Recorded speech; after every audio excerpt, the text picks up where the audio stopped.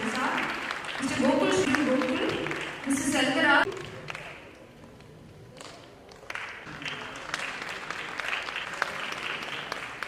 Join us near the stage.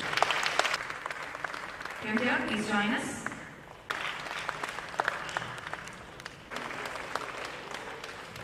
Congratulations. The தொடர்ந்து Mr. Bharat Kumar J. தொடர்ந்து Madhu Rajendran, please join us forward, sir. Rufina ma'am தொடர்ந்து and Karthikeyan C. is here to receive the award.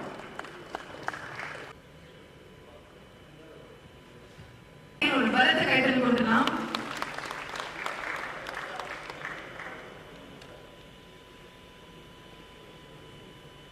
And would request Shiva Shankar sir to please honor Uday Kumar sir here on stage.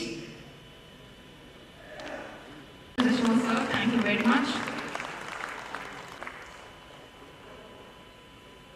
Vasudevan, please join us forward. Mr. Vasudevan for Film Reviews 2023. Forward, we are going to quickly call the names. Quick Mr. Vinod Jayakar Shanmugam.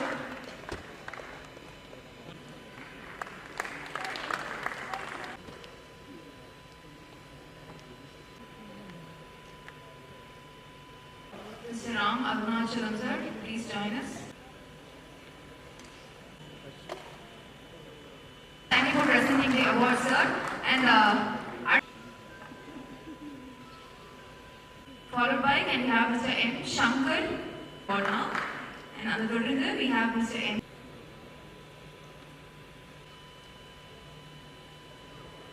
Mr. Gopal Manohar, Mr. Karthik,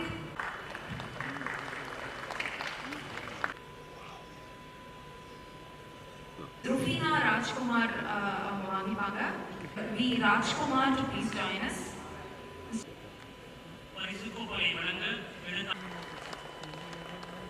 Forward.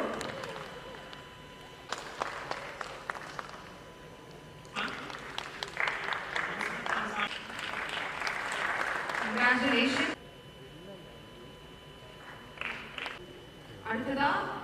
Being in this film fraternity, this side, this is நிறைய புத்தகம் எழுதியிருக்கிறவங்கள Mr. Shankar Manohar, Sundaram, and Abbas. Sugandhi Avaru, please join us forward. Prasad, please come join us.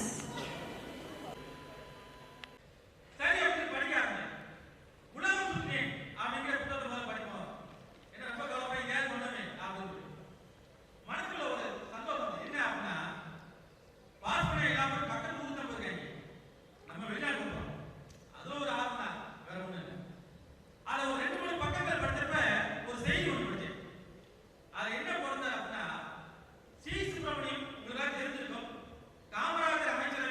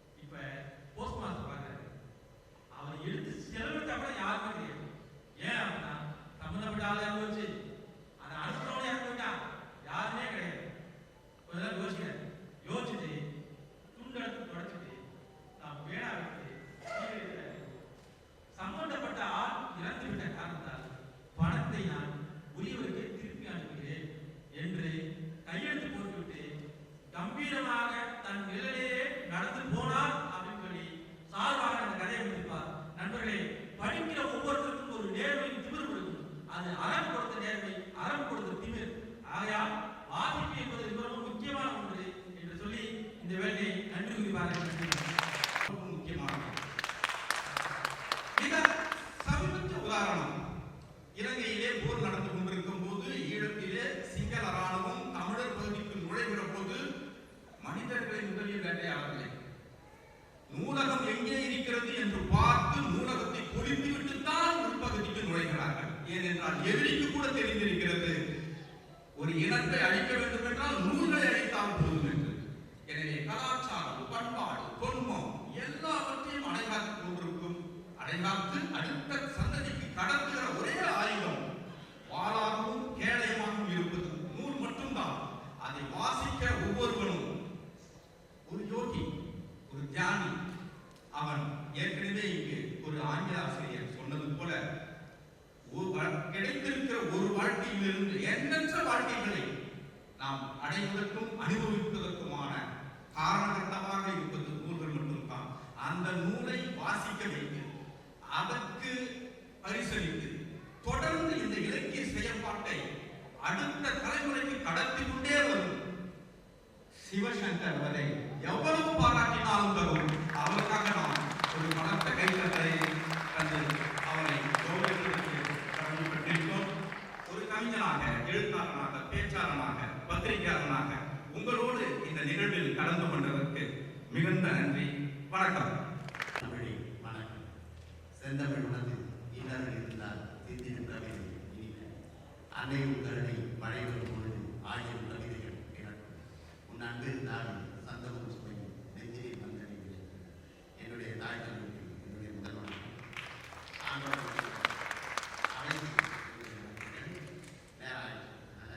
ரொம்ப நேரம் பேச மாட்டேன். ஏன்னா பேச்சாளர்களுக்கு மேலே கிடைத்தது கஷ்டம். இப்படிதான் ஒரு பேச்சாளர் 1 மணி நேரம் 2 மணி நேரம் 3 மணி நேரம் பேசியிருந்தாங்க. இவ்வளவு ஆடியன்ஸ் பார்த்தோம். இந்த மாதிரி ஒரு பேச்சாளர் இன்னும் பேசலாம் அப்படின்னு சொல்லிட்டு அவங்க வெளிநாட்டு போனதெல்லாம் ஞாபகம். ரஷ்யாவை பார், அமெரிக்காவை பார், ஜப்பானை பார், கூட்டத்தில் இருக்க இருந்தாங்க. நாங்கள் அதெல்லாம் பார்த்துட்டு நீங்கள் உங்கள் வாட்சை பாருங்க, நேரத்தோட முடிக்க பாருங்க. அப்படி ஒரு நிலைமை எனக்கு வர மாதிரி நான் வச்சுருக்கேன். புத்தகங்கள் என்ன செய்யும் பேசும். புத்தகங்கள் மிகச்சிறந்த ஒரு விஷயம். நமக்கு வரம் கிடைக்க முன்னோர் இருந்த தவம் புத்தகம் அப்படின்னு சொல்லுவாங்க. முன்னோர் இருந்த தவம், அவர்கள் தவம் செய்து புத்தகங்களை கொடுத்திருக்கிறார்கள். அதன் மூலமாக நமக்கு வரம் கிடைக்கும். பல பேர்களுடைய தவங்கள் வரங்களாக கிடைத்தது தான் புத்தகங்கள். இன்னைக்கு பார்த்தீங்கன்னா நான் சொன்ன 20 ஆண்டுகளாக படித்துக் கொண்டிருக்கிறேன் என்று சொன்னேன். 20 ஆண்டுகளாக படித்துக் கொண்டிருப்பதை பதிவு செய்து கொண்டிருக்கிறேன். பதிவு செய்த காரணத்தை மட்டும் சொன்னேன். என்னுடைய தந்தையார் மீட்டிங்கில் பேசியிருந்தால் என்னுடைய தந்தையார் தான் என்னுடைய வாசிப்பு பழக்கம் ஆரம்பித்தது. தினந்தோறும் படிக்கின்ற காலத்தில் நூலகத்திற்கு அழைத்து போவாங்க என் தந்தை. அதிலிருந்து தான் என்னுடைய அந்த படிக்கின்ற பழக்கம் முதல்ல காமிக்ஸில் ஆரம்பித்து அதற்கு பிறகு விக்ரமாதித்தன் சொல்லுவாங்க. விக்ரமாதித்தன் இப்படி ஆரம்பித்து அடுத்தடுத்து பல்வேறு தளங்களுக்கு என்னுடைய அந்த புத்தக வாசிப்பானது சென்றது. இப்போ பார்த்தீங்கன்னா தொடர்ந்து படித்து கொண்டு தான் இருக்கின்றேன். பல்வேறு வகையான விஷயங்களை படித்து கொண்டிருக்கின்றேன். இப்படி இந்த புத்தகங்கள் என்ன செய்யும் என்றால் அடுத்த கட்டத்திற்கு உயர்த்தும், வாழ்வை வளப்படுத்தும் என்பதுதான் புத்தகத்தினுடைய ஒரு விஷயம். இன்னைக்கு நான் படித்தது என்ன அப்படின்னா, இன்னைக்கு நண்பர் புத்தகம் கொடுத்திருந்தாரு. நேற்று வந்தபோது ரசூல் அவருடைய புத்தகத்தை கொடுத்திருந்தார். அதை படிக்கும் பொழுதும் அவர் சொல்லியிருந்தாரு, என்னுடைய காணல் கனவுகள் சொல்லியிருந்தாரு. உங்களுடைய கனவுகள் காணல் கனவுகள் அல்ல, நிச்சயமாக ஒரு நாள் அது நிஜமாகும் என்பதை அவருக்கு இங்கே சொல்லிக்கிறேன். 2-3 நாட்களுக்கு முன்னால் ஒரு சில விஷயங்கள் படித்தேன். அதை மட்டும் உங்களிடம் பகிர்ந்து கொண்டு என்னுடைய இந்த உரையை சொல்லலாம். பார்த்தீங்கன்னா ஒரே ஒரு விஷயம் என்னன்னா, கவிதைகளும் சரி கட்டுரைகளும் சரி நம்மை பலப்படுத்துகின்ற ஒரு விஷயமாக இருந்து கொண்டிருக்கு. அந்த வகையில் புத்தகங்கள் காகித வயல்களின் கருத்து சார்ந்தது. புத்தகங்கள் என்னன்னா காகித வயல்களின் கருத்து சார்ந்தது. எண்ணப்பொருளின் எழுத்து மாற்றம், வார்த்தை வரிகளால் வரைந்த ஓவியங்கள், எந்திரங்கள் பெற்றெடுத்த காகித குழந்தைகள், கருப்பு வெள்ளையில் கருத்து சொன்ன மேதைகள், சமூக பண்பாட்டின் சாளரங்கள், எழுத்துக்கள் பாடுகின்ற இலக்கியாளர்கள், கைநாட்டை கையெழுத்தாய் மாற்றி வைத்த அச்சுப்பிரதிகள், கற்காலம் கற்கும் காலமாக காரணமான தேவதை, கலையிழந்த கலை அழிந்து கலை வளர்த்த கற்பகத்தற்கு, மானம் காக்க மட்டுமல்ல மனம் காக்கவும் புத்தகம் அவசியம். மானம் காக்க மட்டுமல்ல மனம் காக்கும் நூல் அவசியம்.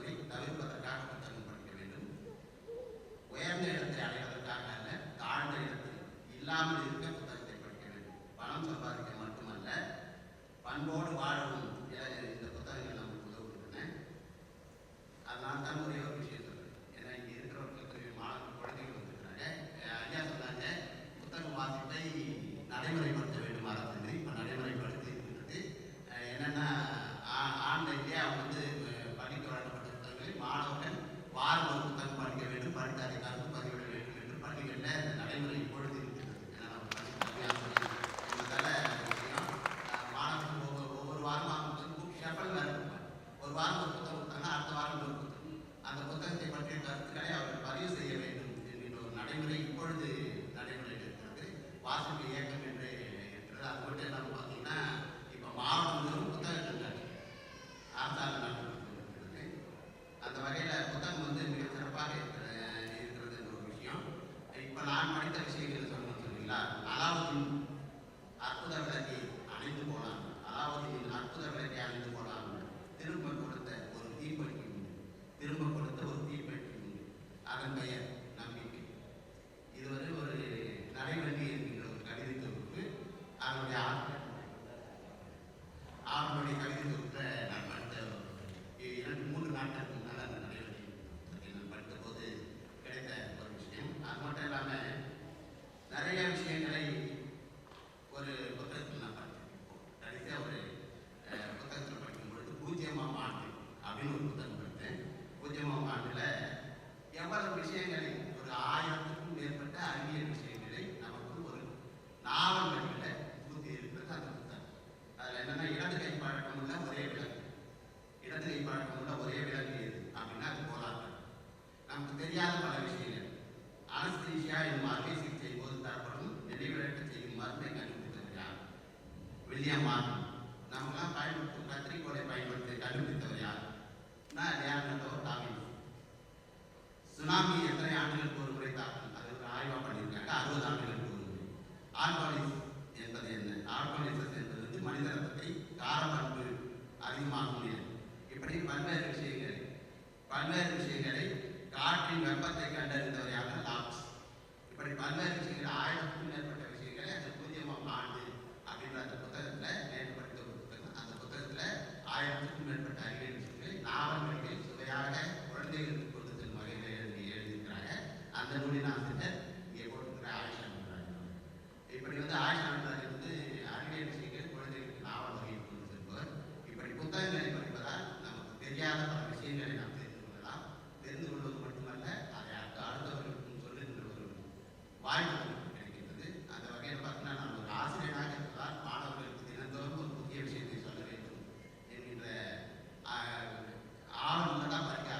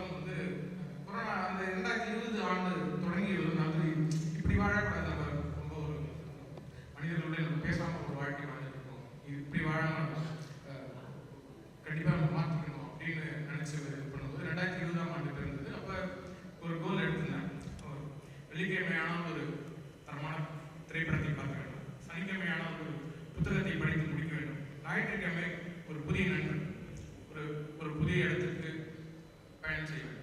அப்போ 52 வாரங்களில் 52 புத்தகங்கள், 52 திரைப்படங்கள், 52 புதிய நண்பர்கள்.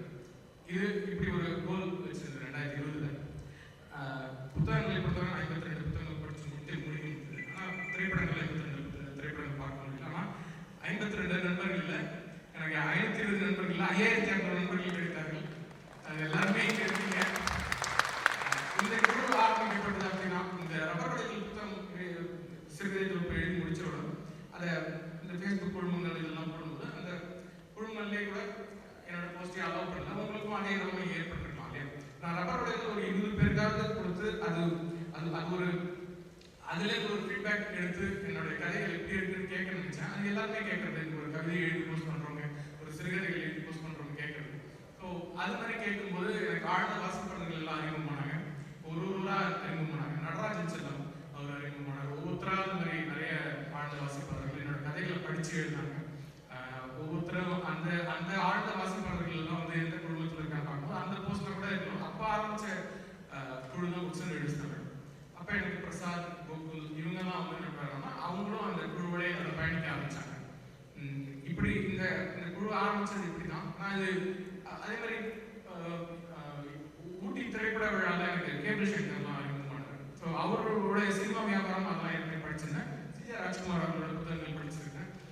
அப்படி இருந்தப்ப நான் எங்களுக்கு டைரக்ஷன் கோர்ஸ் பண்ணுவாங்க, வீக்கெண்ட் கோர்ஸ் மாதிரி. அப்போ அந்த ஊட்டி திரைப்பட விழாவில் எனக்கு நிறைய நண்பர்கள் அறிமுகமானார். பவாச்சந்திரே அறிமுகமானார், மீரா கதிரவன் அறிமுகமானார், கேபிள் ஷேட்டர், நிறைய அந்த திரைப்பட விழாவில் ரொம்ப அருமையான ஒரு பயிற்சி பட்டறை மட்டும் பண்ணேன். அதில் வந்து அது மிஷ்கின் நடத்தும் பயிற்சி பட்டறை. அதில் எனக்கு வெற்றிமாறன் அவர்கள், செழியன் அவர்கள், ராம் அவர்கள், ரோஹிணி இவங்கெல்லாம் வந்து வகுப்படுத்தாங்க. ரொம்ப அருமையான பயிற்சி பட்டறை, இயக்குனர் பயிற்சி பட்டறை. அதுக்கு பிறகு இந்த டைரக்ஷன் கோர்ஸ் முடிச்சது எனக்கு இந்த நண்பர்களோட ஆரம்பிச்ச குடும்பம் தான் ஃபிலிம் என்தூசியாஸ்ட். அது அப்படியே ஃபிலிம் ஃபேன்ஸாக மாறிச்சு. அதுவும் அந்த ஃபிலிம் ஃபேன்ஸில் ஒரு பெரிய ரெஸ்பான்ஸ் இல்லாமல் ரொம்ப இதாக இருந்தது. அந்த இதில் ஃபஸ்ட்டு போட்டவங்க தான் குர்த்தி விற்கிறது, இந்த வேலை வாய்ப்பு செய்திகள், இந்த மாதிரி விஷயங்கள் தான் அதில் போஸ்ட் பண்ணியிருந்தாங்க. அது ரொம்ப ஒரு இந்த குரூப் ஆரம்பிச்சு ஒரு காரணத்துக்கு ஆரம்பிச்சு அவங்க போட்டுருக்காங்களே ரொம்ப இருந்துச்சு. அதுக்கப்புறம் ஒரு திரையிடம் எழுத ஆரம்பிச்சாங்க. மணிசேகரன் சார் முக்கியமானவர், பிரகாஷ் அர்ஜுன், அப்புறம் இந்த வாசுதேவன் சார் எழுத ஆரம்பிச்சாங்க, சிபி செந்தில்குமார் இவங்கெல்லாம் எழுத ஆரம்பிச்சாங்க. அந்த திரையிடம் பொங்கல் அவங்க எழுதுறது ரொம்ப அருமையான இருந்துச்சு. சிபி செந்தில்குமார் லாஜிக் மிஸ்டேக்ஸ்லாம் போட்டு ரொம்ப அழகாக எழுதுது. வினோத் ஜெயராமன் வந்திருக்காங்க, அவர் காணொலியாகவும் போட்டு எழுதுறாங்க. மயிலர் சாய், விக்னேஷ் கிருஷ்ணன் ரொம்ப இளவாயிருவாங்க, 25 வயசு தான் அவர், கோயம்புத்தூர்ல வந்திருக்காரு. ஸோ யூடியூப் எல்லாத்தையுமே செய்யறது விக்னேஷ் கிருஷ்ணன் ரொம்ப ஆர்வமான துடிப்பான இருந்தாங்க. ஸோ ராமநாதன் வந்திருக்காங்க, அவங்களும் ரொம்ப அவரும் அந்த ஊட்டி திரைப்பட விழா வந்திருக்காரு. நிறைய குழுக்கள் ராமநாதன் பார்த்துக்கலாம். மூவி கார்த்திக் உங்க சொல்லியாங்க. கண்டிப்பாக எல்லா குழுலையும் உங்களுக்கு ஒரு திரைப்படம் வருது எல்லாமே கார்த்திக் மூலமாக தான் உங்களுக்கு ஃபர்ஸ்ட் தெரியும். கார்த்திக் இருக்காரு, அவரோட வந்து ஃபேன்ஸ்ல எனக்கு அதிகமாக நான் அவருடைய பேசார்கள். திவ்யா ஜெய்ஸ் அவங்க எல்லா உலக சினிமாக்கள் அது எல்லாமே வந்து உங்களுக்கு பண்ற ஃப்ரீலான்ஸ் ரைட்டர், ஐகேப்போட செக்ரட்டரியா இருந்தாங்க. திவ்யா ஜெய் அந்த சென்னை திரைப்பட விழா நடக்கிற எல்லாத்தையும் ஒருங்கிணைக்கிற முக்கியமானவங்க. வேதாசங்கர் தனிகாட்சியில் அந்த பிறந்த நாள் இதெல்லாம் போடுறாரு, அவர் வந்திருக்காரு, அவங்க இருக்கிறாங்க. ஸோ வேதாசங்கர் அவரும் இந்த குழுவில் போட ஆரம்பிச்சாங்க. புக்ஸ் அண்ட் எழுத பொறுத்த வரைக்கும் எனக்கு நிறைய இலக்கிய நண்பர்கள் எனக்கு டிஸ்கவரி ரெடி பண்ணார்கள். பொன்காசி ராஜேந்திரன், ராம் அருணாச்சலம் அவர்கள், அதே மாதிரி அந்த டிஸ்கவரி பேலஸ் மூலமாக எனக்கு நிறைய நண்பர்கள் அறிமுகம் போனாங்க. அதில் வெற்றிமாறன், பிரபஞ்சன் இவங்க எல்லாரையும் என்ன சொல்லியிருக்கேன் ரெடி பண்ணலாம் எனக்கு நல்ல க்ளோஸாக இருந்தாங்க. ஸோ அப்போ படிக்க ஆரம்பிச்ச இந்த வாசிப்பு பழக்கங்கள் எனக்கு நிறைய எழுத்தாளர்களையும் நல்ல நண்பர்களையும் எனக்கு கொடுத்தது. சில சமயம் அந்த இப்போ நியூ இயர் அந்த டிஸ்கவரி போகும்போதுலாம் அது சொன்னால் கூட வெளியில் இருக்கவங்க சிரிக்க தான் செய்வாங்க. நியூ இயர் எப்படி போனீங்கன்னு கேட்டால் நான் புக் ஸ்டோருக்கு போனேன் அப்படின்னா எல்லாமே சிரிக்க ஆரம்பிச்சாங்க. அந்த நியூ இயருக்கு அடுத்த நாள் ஒரு மீட்டிங்கில் ஆஃபீஸில். இப்போ அந்த மாதிரியான இதுவும் கிடைக்கும். புத்தகம் படிப்பவர்களே ஏளனமாக பார்க்குற ஒரு இதுவும் இருக்கும். அதையெல்லாம் தாண்டி ஒரு ஆழ்ந்த வாசிப்பாளர்கள் ஒரு 1,00,000 பேர் தமிழகத்தில் இருக்காங்கன்னா அதில் புக்ஸ் அண்ட் ரீடர்ஸில் ஒரு 10,000 பேர் இருப்பார்கள் என்று நான் கண்டிப்பாக கூற முடியும். எனக்கு முக்கால்வாசி ஆழ்ந்த வாசிப்பாளர்கள் தமிழ்நாட்டில் இருக்கிறவங்களே எனக்கு தெரியும். அவர்கள் அனைவருமே நான் அழைக்க ஆரம்பித்தேன், பேச ஆரம்பித்தேன். இந்த வாசிப்பு போட்டியில் பங்கேற்குமாறு கேட்டேன். வாசிப்பு அனுபவம் பற்றி சொல்லணும்னா எனக்கு இந்த மாதிரி ஒரு அனுபவம் இருக்கு. நான் சார் கிட்ட ஷேர் பண்ணிக்கிறேன். நாங்கள் வந்து 8வது வகுப்பு ஆரம்பிக்கும் போது இந்த ஸ்கூல் லீவ் டைம்லலாம் வந்து காமிக்ஸ் வாசிக்கிற ஒரு ஒரு அனுபவம் ஏற்பட்டது. அப்போ வந்து இந்த பழைய பேப்பர் கடையில முன்னாடி பாதி கிழிஞ்சிருக்கும், பின்னாடி பாதி கிழிஞ்சிருக்கும். அந்த மாதிரியான எந்த புக்குன்னு தெரியாது, யார் ஆத்தர்னு தெரியாது, கிளைமேக்ஸ் என்னன்னு தெரியாது. அப்பதான் என்னுடைய வாசிப்பு உலகம்ங்கிறது வந்து விரிஞ்சுது. அதுக்கப்புறம் நான் வந்து ஒரு புத்தகங்களா தேடி தேடி தேடி வாசிக்க ஆரம்பிச்சேன். அப்போ வந்து அந்த வயசு, அதாவது அந்த 10th ஸ்டார்டிங் டைம்ல வந்துட்டு ஆர்கெஸ்ட்ரால பாட்டு பாட ஒரு வாய்ப்பு வந்து எனக்கு கிடைச்சது. அவர் வந்து எங்களுடைய உறவினரும் கூட. எங்க அம்மா வந்து ஒரு நாள் சாயந்தரம் அவர் வீட்டுக்கு என்னை கூட்டிட்டு போனாங்க.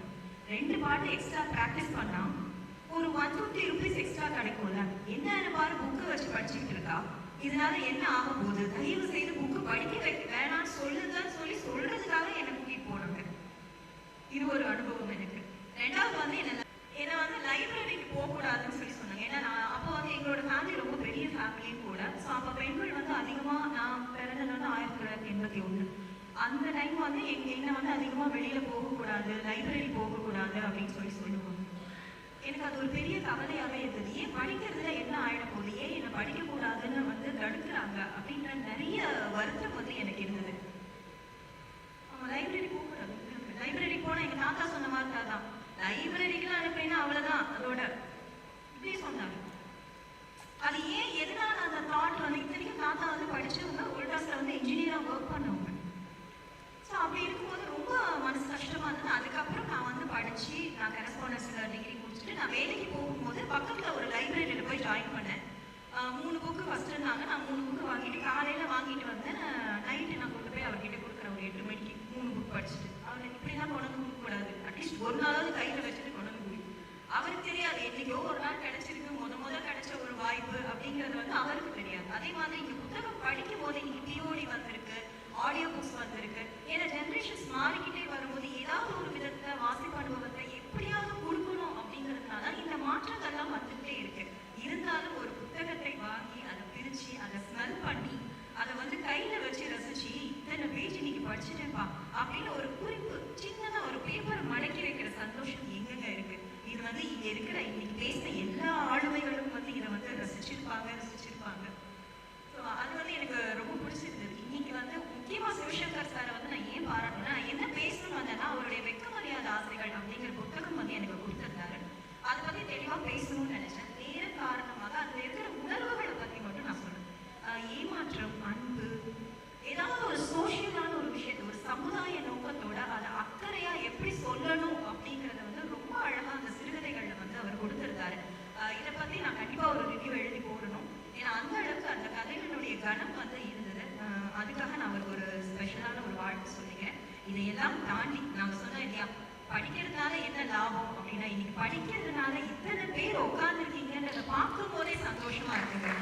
சிறுவருக்கு ஒரு டைலாக் சொல்லுவார், சுஹாசினி மேம் கிட்ட வந்து நம்ம சிவ மாஸ்டர் சொல்லுவார், சங்கீதத்தை பத்தி யாராவது பேச மாட்டாங்களா, ஒரு வார்த்தை அதை பத்தி என்கிட்ட விவாதிக்க மாட்டாங்களா அப்படின்னு எத்தனை தடவை நான் வந்து கஷ்டப்பட்டிருக்கேன் தெரியுமா, ஒருத்தரை சந்திச்சிட மாட்டோமா நான் ஏங்கி இருக்கேன் தெரியுமான்னு ஒரு டைலாக் சொல்லுவார்.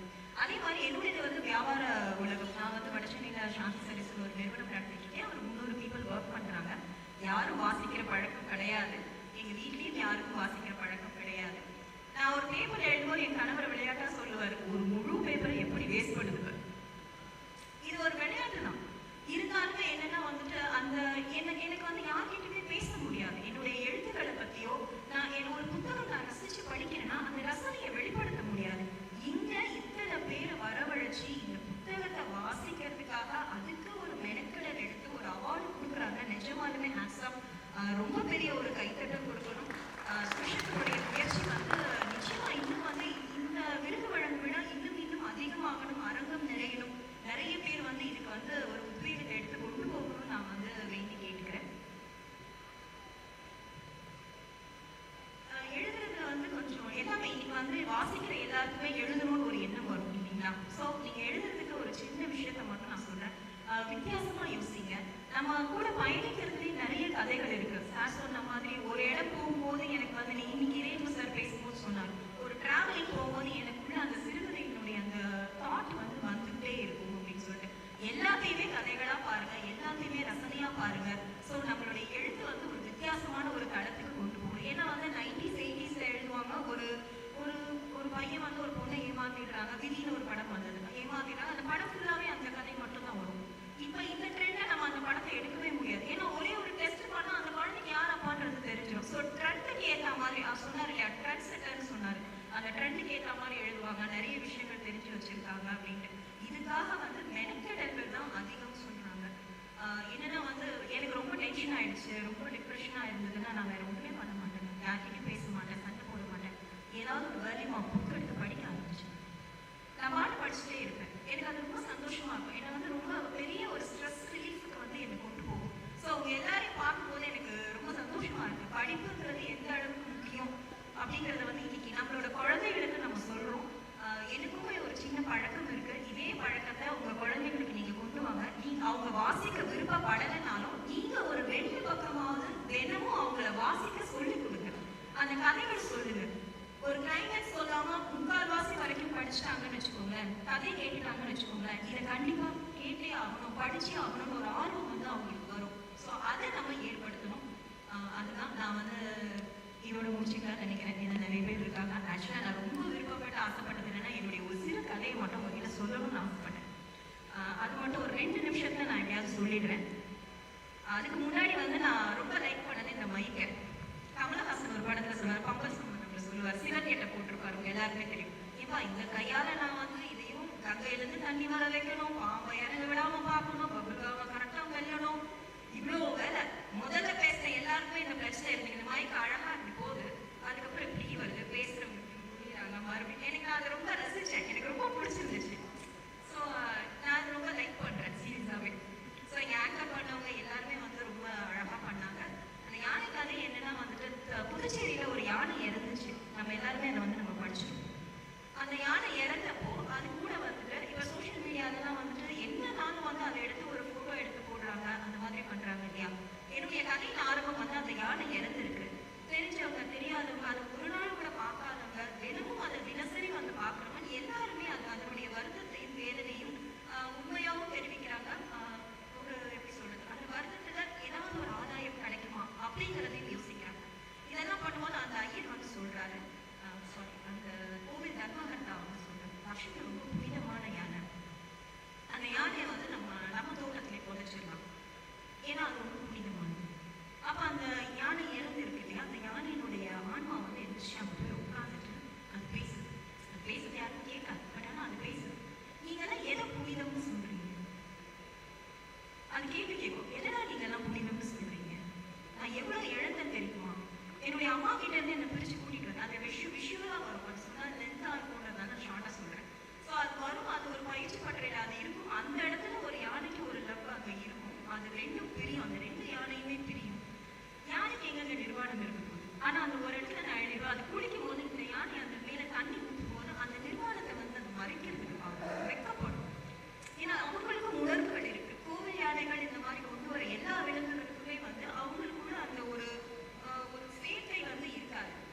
ஸோ அப்போ அது வந்து சொல்லுது, நான் எதெல்லாம் இழந்தேன்னு உங்களுக்கு தெரியுமா? நான் வந்து ஒரு குழந்தை அவங்க அம்மா கூட வரும்போது என்னை பார்த்து பயப்படாத, நான் உன் ஃப்ரெண்டு தான், நானும் இப்படிதான் என் அம்மா கூட இருந்தேன் அப்படின்னு சொல்லணும்னு எனக்கு ஆசையா இருக்கும். என்னை பார்த்து பயப்படாத, யாராவது சொல்லுங்களேன், அதை என் பக்கத்துல வந்து நிக்க சொல்லுங்களேன் அப்படின்னு அது ஏங்குமா. அதே மாதிரி ஒரு கல்யாணமான புது ஜோடி வருவாங்களாம்.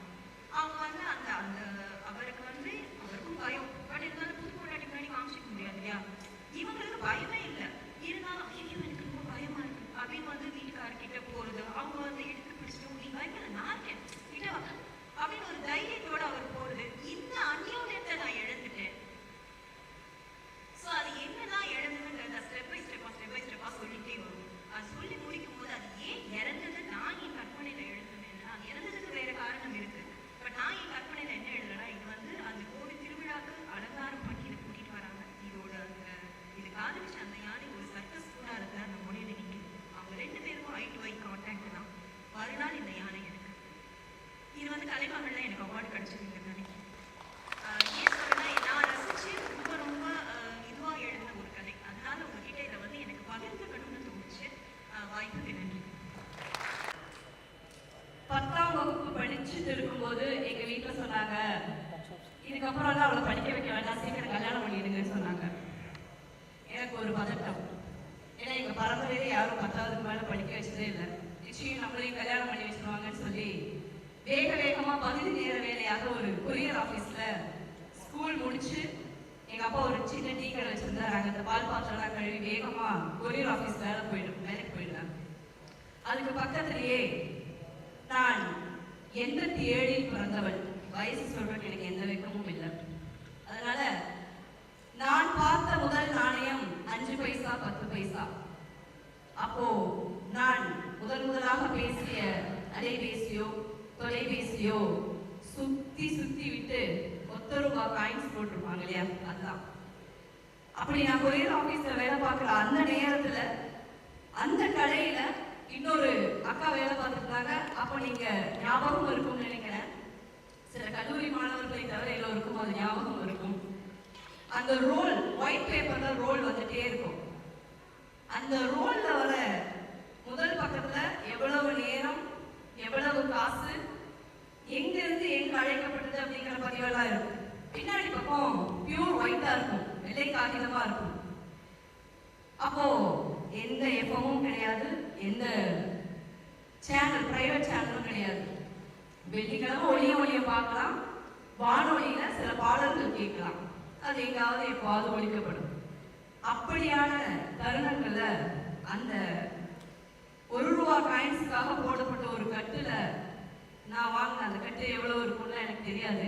அந்த அக்கா கிட்ட கேட்டு வாங்கி இந்த கொரியர் ஆபீஸ்ல இருக்கும் பொழுதுதான் எங்க அம்மா திட்டினது, எங்க அப்பா திட்டினது, எங்க சித்தி எங்க வீட்டுக்கு வந்து குறை சொல்றது, ஸ்கூல்ல தமிழ் டீச்சர் கிட்ட அடி வாங்கிட்டு வர்றது, இது எல்லாமே கவிதையாகவே மாற்றம் செய்யப்பட்டது அப்படின்னு நான் உணர்ந்துக்கிட்டேன். அது எழுதி 500 மீட்டர் அளவுக்கு அந்த கவிதை எங்கும் விடுபடாம, அந்த பேப்பர் எங்கேயுமே கட் ஆகாம அப்படியே ரோல் ஆகி வந்தது. அதை பார்த்த அன்றைக்கு வானொலியில் மிக பிரசித்தி பெற்ற நிறைய எஃப்எம் ஆர்ஜேக்கள் இருக்காங்க.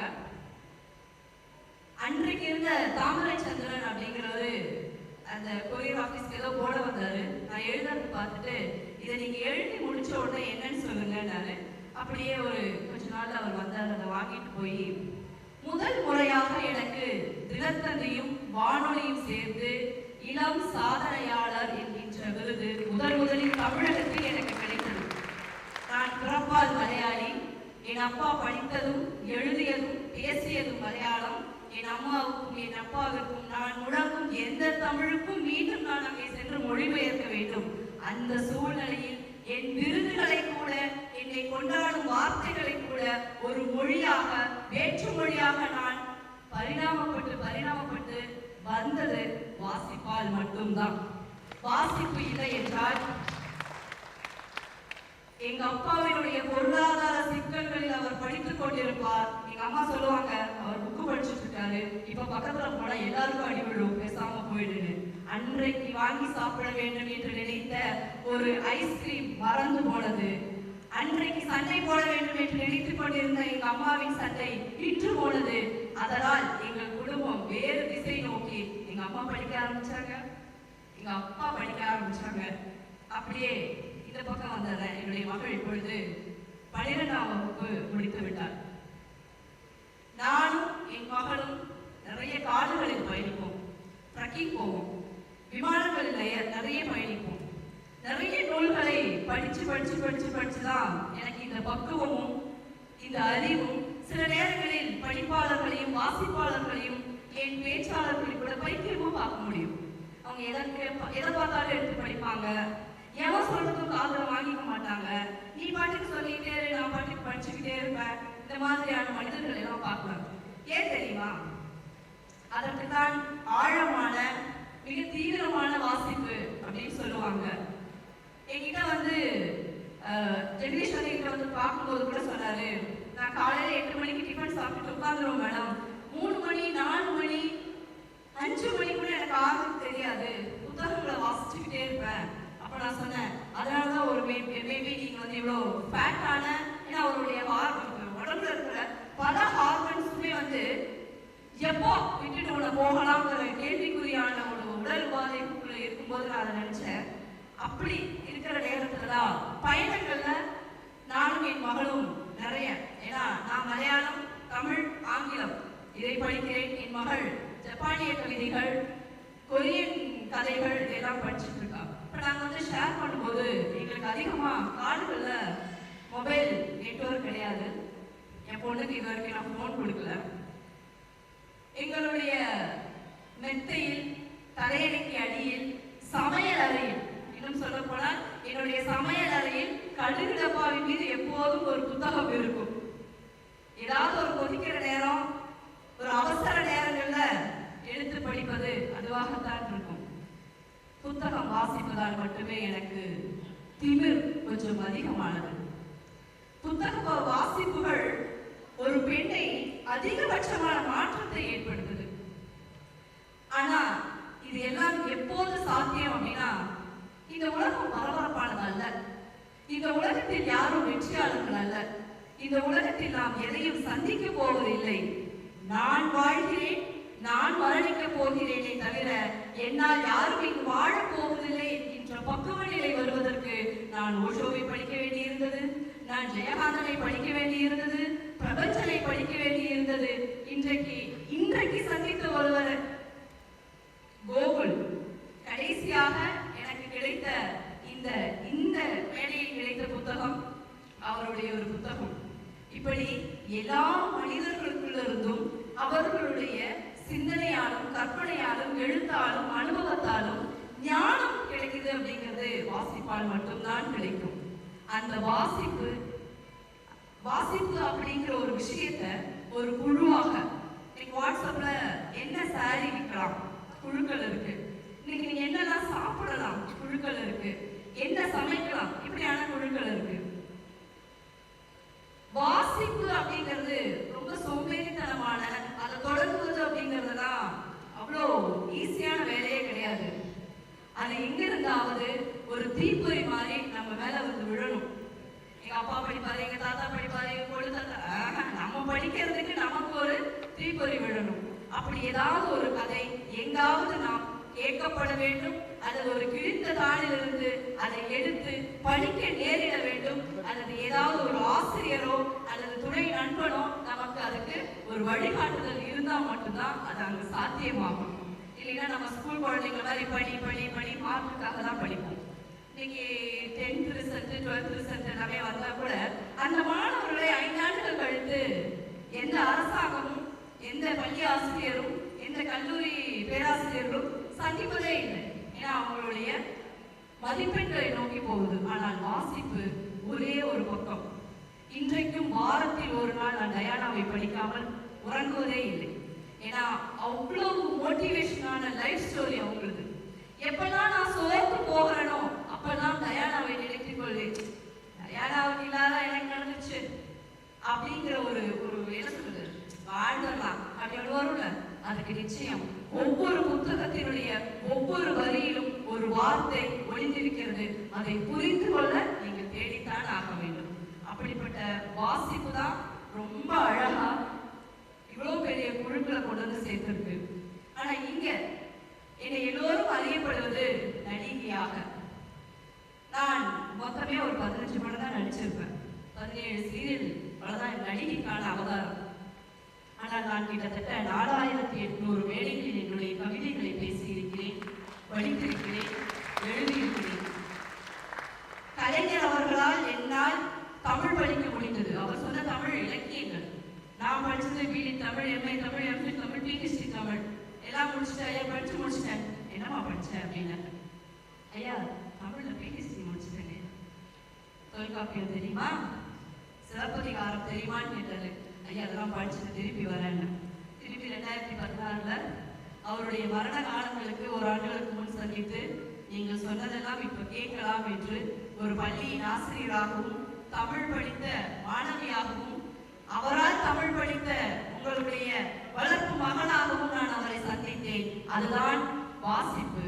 ஏன்னா கேரளாவில் பிறந்த எனக்கு கலைஞரை தெரியாது, அப்துல் கலாமை தெரியாது, ஏன் சோமவல்லியப்பன் சாரனா நான் எவ்வளவு தூரம் விரும்பி படிச்சிருக்கேன்னா, அவரை நேர்ல பார்த்ததுக்கு அப்புறம் தான் அவர் தான் இவர். ஏன்னா அவர் நிறைய போட்டோஸ்ல பார்த்திருக்கோம், அவருடைய கதைகளை படிச்சிருக்கோம். ஆனா இவர்கள் இருவரும் ஒன்றென புரிந்து அந்த ஒரு பூரிப்பு இருக்கும் இல்லைங்களா, வாசிப்புல மட்டும்தான் கிடைக்கும்.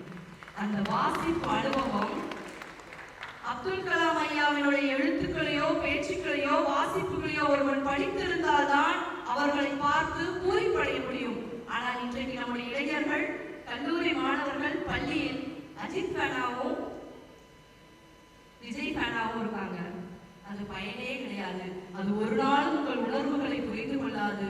உணவு உண்பதற்கு ஒரு உணர்வு, உடை உடுக்கும் போது ஒரு உணர்வு எப்படி இருக்கிறதோ அதை விட தீவிரமான காதல் உணர்வு வாசிப்பால் மட்டும்தான் கிடைக்கும். அந்த வாசிப்பு இருக்கு இல்லைங்களா? காதலனின், நான் பெண்ணாக இருப்பதால் இப்படி சொல்கின்றேன், காதலனின் உள்ளங்கையில் காதலி இருக்க பிடித்துக் கொண்டு சிறுநேரம் சாய்ந்து கொள்ளவா என்று கேட்பதை விட சுகமானது வாசிப்பில் மூழ்கி கிடப்பது. அப்படியாக போன வாரம்தான் குடிப்பதை நிறுத்தினேன், நேற்றுதான் புகைப்பதை நிறுத்தினேன், இன்றிலிருந்து அனைத்தையும் நிறுத்திவிடலாம் என்றிருக்கின்றேன். இன்று நீ வேற வழிய வந்து என்னை காதலிப்பதாய் சொல்கின்றாய். ஏன்னா மீண்டும் நம்மளை பைத்தியக்காரனாக்குள்ள ஒரு காதல் நிச்சயம் வாசிக்கும், மீண்டும் மீண்டும் உங்களை பைத்தியமாக்கும், உங்களை ஞானியாக்கும், ஞான நிலையில் எட்ட வைக்கும், உலகத்தில் நடக்கும் எந்த அசம்பாவிதங்களும் உங்களை பாதிக்காமல் செய்யும். அதனால் வாசியுங்கள். நான் வாசுகி, அதற்கப்புறம் தான் நடிகை. அதனால நடிப்பு துறையை பற்றியோ இல்ல பிலிம் மேக்கர் பத்தியோ அதுக்கப்புறம் இன்னொரு நிகழ்ச்சியில பத்தி பேசுவோம். கோகுல்குமார், உங்களுடைய புத்தகம் தான் நான் இன்றைக்கு வாசித்த புத்தகமா இருக்கு. ரொம்ப அருமையான வரிகள். இப்படி இங்க வந்து நிக்கிறதுக்கும் நான் இது வரைக்கும் எந்த புத்தகமும் எழுதல, ஆனால் கிட்டத்தட்ட 5000 புத்தகங்களுக்கு மேல் எழுதியிருக்கிறேன். ஒரு 1000 புத்தகமாவது என்னுடைய முகநூலிலும் என்னுடைய எல்லா வலைதளங்களிலும் புத்தகங்களை பற்றி, அவருடைய கவிதைகளை பற்றி, சிறுகதைகளை பற்றி அவ்வளவு ஆழமாக எழுதியிருக்கின்றேன். அவர் சொன்னாரு, கனகாம்பரம் கதை ஒரு பெண்ணை அப்படியே மாத்திடும்.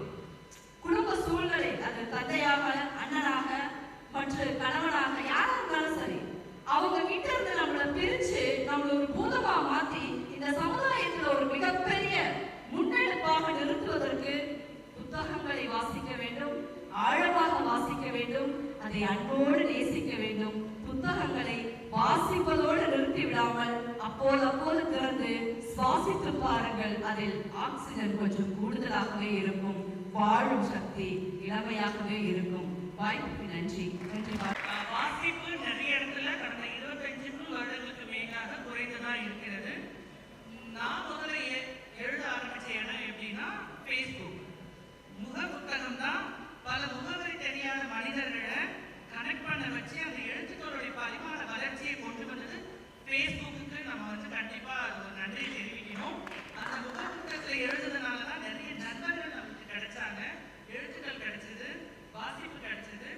இப்படி ஒரு வாசிப்புக்காக இவ்வளவு நேரம் இந்த விருந்தினர்கள் உட்கார்ந்து அழகு பார்க்கிற நீங்க, உங்களுக்கு ஒரு பெரிய கைத்தட்டல் கொடுக்கணும் நான் நினைக்கிறேன். எங்க விருந்தினர்கள் சார்பாக நல்லாவே தரலாமே. எனர்ஜியா பசிக்கிறா, அதனால எழுதும். எனக்கு அறிமுகம்லாம் நாமளே சொல்லிக்கூடாது.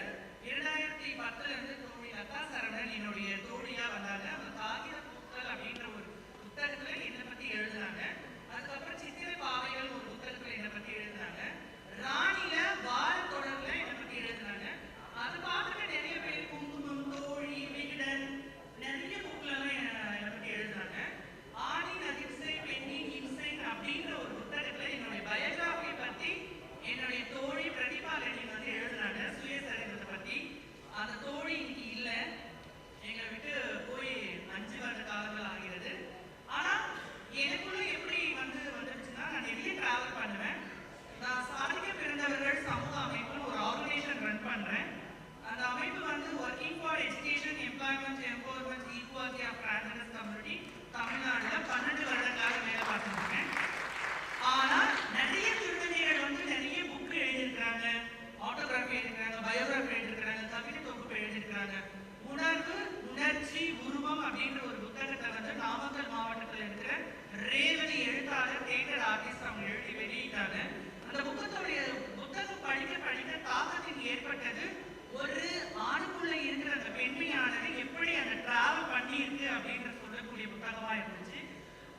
என்னை பத்தி எழுதுறவங்க மத்தியில் நாமளும் நிறைய விஷயங்கள் எழுதணும் அப்படின்னு நான் யோசிச்சது வந்து, நான் ஆண்கள் மீடியில படிக்கும் போது 7ஆம் கிளாஸ் 8ஆம் கிளாஸ் 9ஆம் கிளாஸ் படிக்கும் போது கட்டுரை போட்டி, பேச்சு போட்டி, எழுத்து போட்டி, கதை சொல்லும் போட்டியில முதல் மாணவனா இருக்கிறதுல பெருமைப்பட்டேன். ஆனா ஒரு நடிகனா வரணும்னு ஆசையா இருந்ததா என்னன்னு தெரியல. என்னோட தலையெழுத்து அதை மாத்தி எழுதுனதுனாலதான் என்னுடைய முதல் கவிதை நூல் புத்தகம் வந்து இயற்கை எழுதிய எழுத்து பிழைகள் நாங்கள் அப்படின்னு நான் எழுதி வெளியிட்டேன். ஓர் பப்ளிகேஷன்ல நன்றி பதிப்பகம் அப்படின்னு ஒரு பதிப்பகம் வச்சிருக்கிறேன்.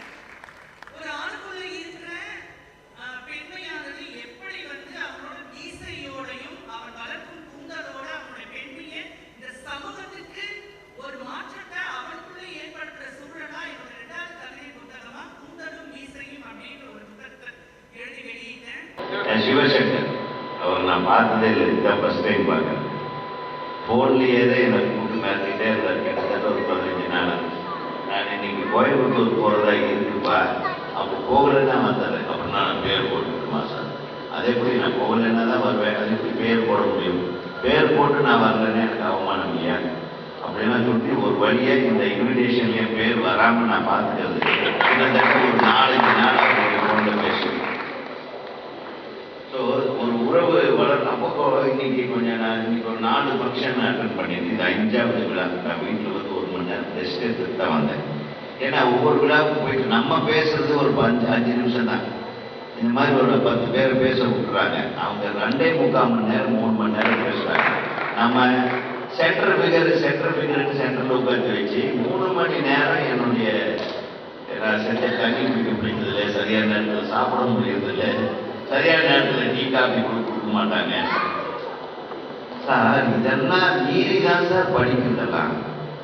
ஒரு மனிதனுக்கு தேவையான அளவுக்கு தண்ணீர் கிடைக்கணும், பசி அடக்கணும், அதுக்கப்புறம் உடல் வந்து அந்த குறிப்பிட்ட அளவுக்கு ரெஸ்டில் இருக்கணும். அப்போதான் சிந்தனை சரியாக வரும், அப்போதான் படிக்கணுன்ற ஆர்வம் வரும். கரெக்டா? பசியில் படிக்கிறவன்னா அந்த படிப்பு வேற மாதிரி கொண்டு போய் விட்டுரும். அவன் பாம் பண்ணுறது எப்படி அப்படின்னு தான் வந்து படிப்பான். பசியில் படிக்கிறவன், பசியில் படிக்கிறவன் நல்ல பசி தீர்ந்த படிப்பாளிகளை வெறுப்பாளிகளாக பார்ப்பான், அவனை எதிரியா பார்ப்பான். அது இது பேசினா நிறைய பேசிட்டு இருக்கும்போது அப்புறம் திரு வள்ளியப்பன் அவர்கள், அவர் சோம வள்ளியப்பன் அவர்களுடைய படைப்புகளை நான் ஜாஸ்தி படித்ததில்லை. பட் அவர் கூட உதித்த ஒரு படைப்பு எனக்கு நல்ல நண்பன், வாடா போடா நண்பன் ராம வீரப்பன்.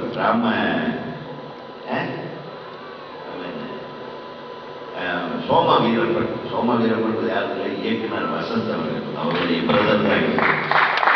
இயக்குனர் வசந்த் எனக்கு வாடா போடா நண்பன். அவர் நான் ஒரே காலகட்டத்தில் இயக்குனர் ஆனோம்.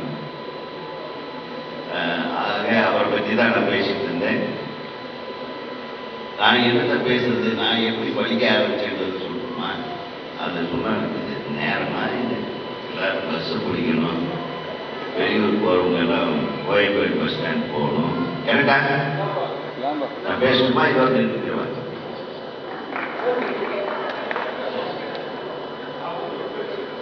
சரி, நான் பேசுறது இப்போ இந்த கேமராமேனுக்கும் இந்த சேனலுக்கு கண்டென்ட்டாக மட்டும்தான் இருக்க போகுது.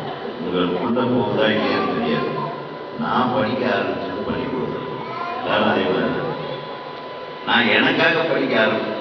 பள்ளிக்கூடத்தில் பெற்றோர்களுக்காக அனுப்புகிறாங்கன்றதுக்காக படிக்கிறேன். எனக்காக படிக்க ஆரம்பித்ததே ஒரு டீச்சர்னால. ரொம்ப அழகான டீச்சர் எனக்கு.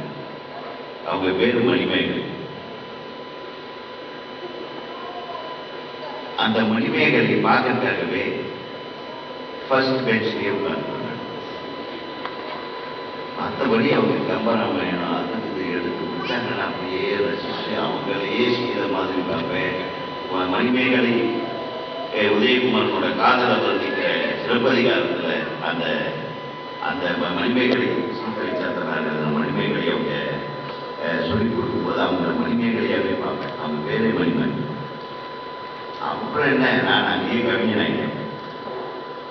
அதாவது ஒரு கவிதையில அழகை வர்ணிப்பதை பார்க்கணும். ஒரு அழகே கவிதை அழகாக வர்ணிப்பதை நான் அங்கே தான்.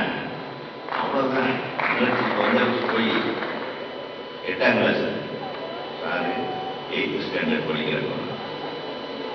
சீர்தலை சாத்தனை நான் வந்து சொல்றது வந்து 1971.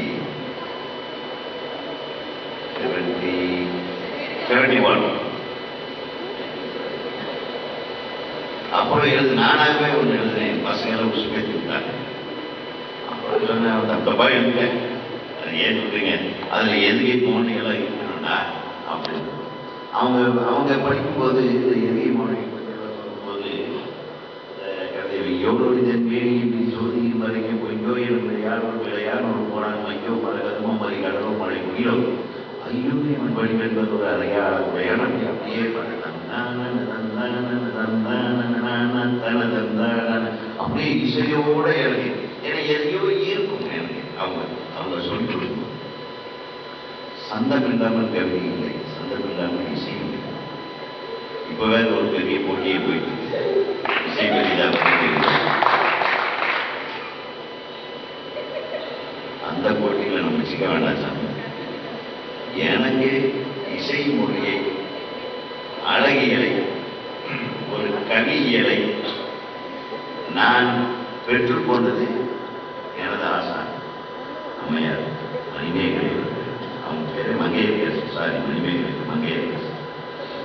மணிமேகலை சொல்லுமாட அந்த உதயகுமார் தான் நினைக்கிறோம். தெரியுமா மணிமேகலை? மணிமேகலை உதயகுமார் தான் நினைக்கிறோம். மாறு வேதத்தில் வரும்போது அவனை வெட்டி போய் தலையை வெட்டினான். இப்போ மணிமேகலை அப்புறம் ஒன்றை ஸ்டேப்பில் கொடுத்து வைக்குவாங்க. அதெல்லாம் சொல்லும்போது அப்படியே நான் ஒரு உதயகுமார் நாமும் எங்கள் டீச்சரையே மணிமேகலையாகவும் நினைச்சுக்கிட்டு கவிதை எழுது.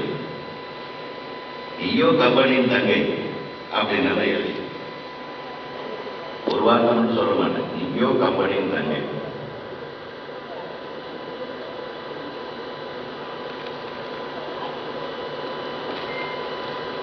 நீ நிலத்திலே பூத்த நங்கை. தங்கை நங்கை வந்துச்சா? உன் பெயரோ மங்கை.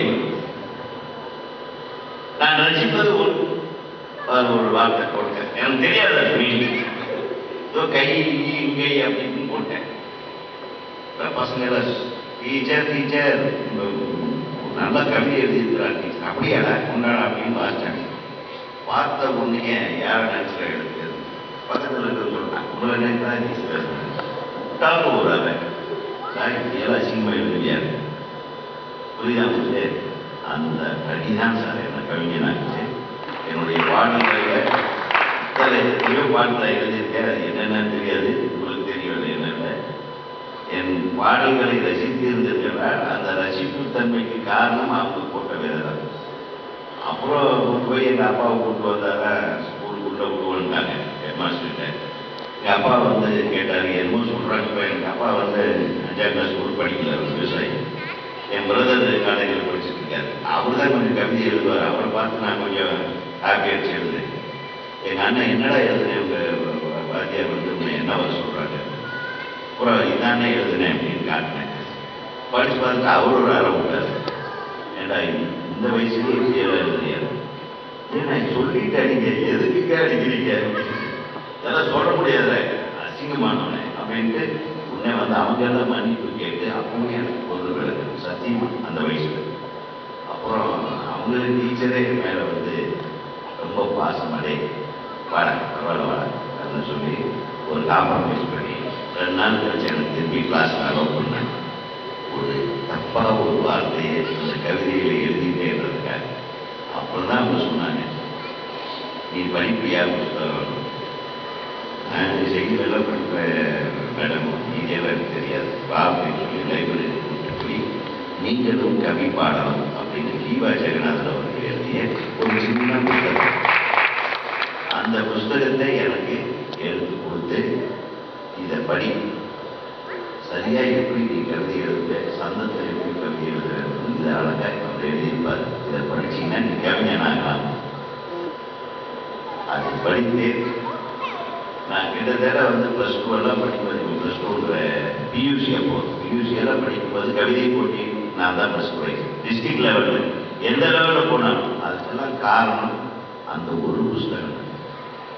ஒரு நல்ல சிந்தனையாளருக்கு ஒரு புஸ்தகத்தை ஒழுக்கமாக படித்தா போதும் அப்படிங்கிறதுக்கு உதாரணம் நான் தான். நான் அதுலேயே இல்லை. அதுக்கப்புறம் உங்களுக்கு தெரியும், நிறைய மேட்டர் படிக்கிறதுக்கு. நம்ம படித்ததுலேருந்து நான் எப்படி என் வாழ்க்கையை நான் உணர்ந்துக்கிட்டேன், நான் அதுலேருந்து எப்படி என்னை பக்குவப்படுத்தி கொண்டேன்னு சொல்கிறதுக்கெல்லாம் நிறைய கதைகள் இருக்குது. அதை பேச நேரம் இல்லை. இன்னொரு முறை, இன்னும் ஒரு கணம் நீங்கள் வாய்ப்பளித்தால், அப்போது நமக்கும் நேரம் கிடைத்தால் நாம் எல்லோரும் சந்திப்போம். இங்கே இந்த விழாவில் இருந்து வாங்கி இருக்கிற அனைவருக்கும் எனது மனமார்ந்த வாழ்த்துக்களை தெரிவித்துக் கொள்கிறேன். பல்வேறு மாவட்டங்களிலிருந்து பல்வேறு விஷயங்களை பதிவிட்ட உங்களுக்கு மிக சிறப்பாக அழைத்து உங்களை கௌரவப்படுத்தியிருக்கும் என் அன்பு சகோதரருக்கு எனது வாழ்த்துக்களை இந்த அமைப்புக்கும் எனது வாழ்த்துக்களை தெரிவித்துக் கொண்டு தொடர்ந்து உங்கள் பணி எல்லோரும் வாழ்க்கை வளர்க என்று கூறினார்கள்.